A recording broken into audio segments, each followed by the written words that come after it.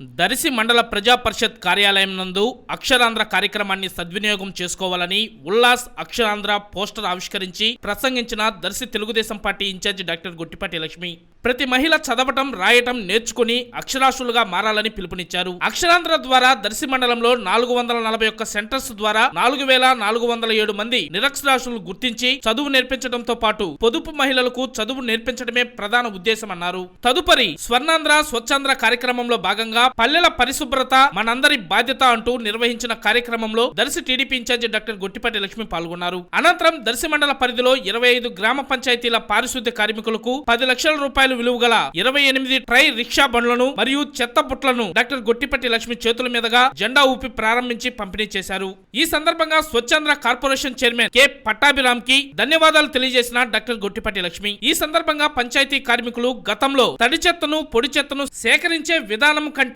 ఇప్పుడు ఈ ట్రై రిక్షాల ద్వారా సేకరించే విధానం సులభతరంగా ఉందని డాక్టర్ గొట్టిపాటి లక్ష్మికి కృతజ్ఞతలు తెలియజేశారు. ఈ కార్యక్రమంలో దర్శి మండల MPDO P Kalpana, deputy MPDO Avula Sudhakar, panchayat సెక్రటరీలు, Darsi municipal chairman Narpasetti Pichaiah, Darsi AMC chairman Daram Nagaveni Subbarao, Ankaiah, Seenu, Ramanji, పలువురు కూటమి నాయకులు, కార్యకర్తలు, అభిమానులు తదితరులు పాల్గొన్నారు.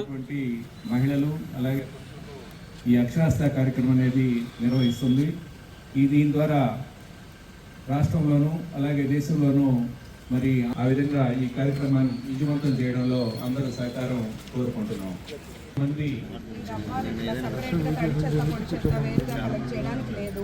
ఇప్పుడు మీకు కొత్త బండి ఇచ్చాము అందరికీ, అట్లాగే మీకు చెత్త కలెక్ట్ చేయడానికి కూడా ఆ కలర్తో కోడ్తో బిల్స్ కూడా ఇచ్చాము. మీకు ఎట్లా మీకు ఇది ఉపయోగంగానే అనిపిస్తుందా? మీ పనితీరుకు రోజు మీ పనికి ఇది హెల్ప్గానే అనిపిస్తుందా? ఎవరు ఇస్తుంది ఇవన్నీ?